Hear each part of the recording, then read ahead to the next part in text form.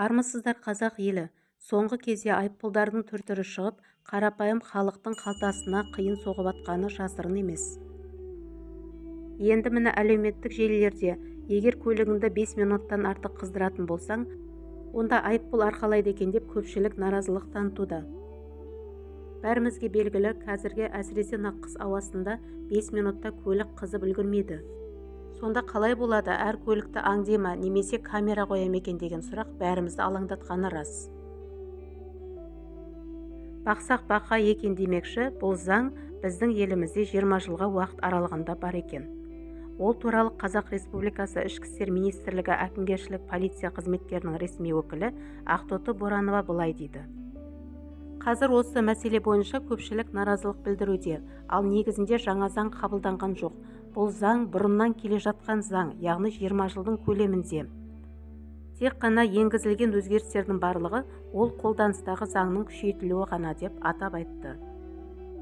Ал негізінде 5 минуттан артық оталып тұрған әр машинаны барып ішкі істер қызметкерлері аңдамайды, өйткені олардың одан да басқа істейтін жұмыстары көп. Тек тұрғындар тарапынан арыз шағым түссе, яғни көлігін оталдырған кісі ұзақ уақыт оталдырып, айналасына кесірін тигізсе немесе айналасындағылардың мазасын алатын болса, сол тұрғындар арыз шағым түсіретін болған жағдайда ғана айыппұл салынады және бұл айыппұлдың көлемі әлеуметтік құқық бұзу туралы кодексінің 597 бабымен 5 айлық көрсеткіш есебінде болуы мүмкін, яғни 20 мың теңге көлемінде болуы мүмкін. Ал егер жағдай қайталанған жағдайда айыппұл 2 есеге дейін өседі. Айыппұл төлемдері бойынша ешқандай өзгеріс енгізілмеген. Тек қана қарапайым жол ережелерін бұзбаған адам ешқандай айыппұл арқаламайды. Ең бастысы сол, тәртіпке бағынған құл болмайды. Ал енгізілген өзгерістердің барлығы ол қолданыстағы заңның күшейтілуі. Орташа жылдамдық ұғымы енгізілді, яғни белгіленген жылдамдықтан асыратын болса, жүргізушілер айыппұл арқалайды.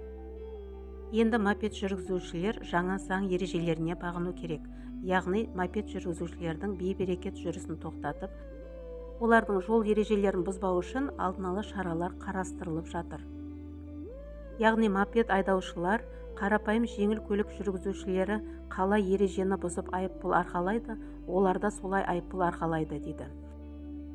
Мопед жүргізушілері осы 2025 жылдың 1 қаңтарынан бастап мопедтерін жақсылап тексеріп, жергілікті ішкі істер органдарына барып, мопедтерінің жеке нөмірі бар ма жоқ па соны тексеру керек. Ал егер мопедтерінің жеке нөмірі жоқ болса, онда жергілікті ішкі істер органдарына барып шағымданып, арыз жазып, ВИН-кодтарын тіркеп ала алады.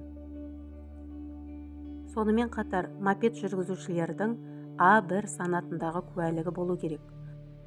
Сол үшін осы кезден бастап А1 санатындағы куәлігі болмаса, автомектептерге тіркеліп, куәліктерін алу керек. Егер А және В санатында куәліктері болса, онда оған А1 санатындағы куәлікті алудың керегі жоқ.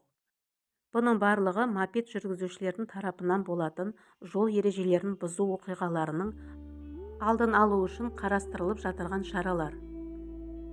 Осы жылдың 4 сәуірінен бастап мопед жүргізушілерді тексеру басталады. Сол себепті осы бастан дайындалып, ВИН-кодтарын, яғни жеке нөмірлерін барып алу керек, және оны ішкі істер органдарына барып тіркету керек.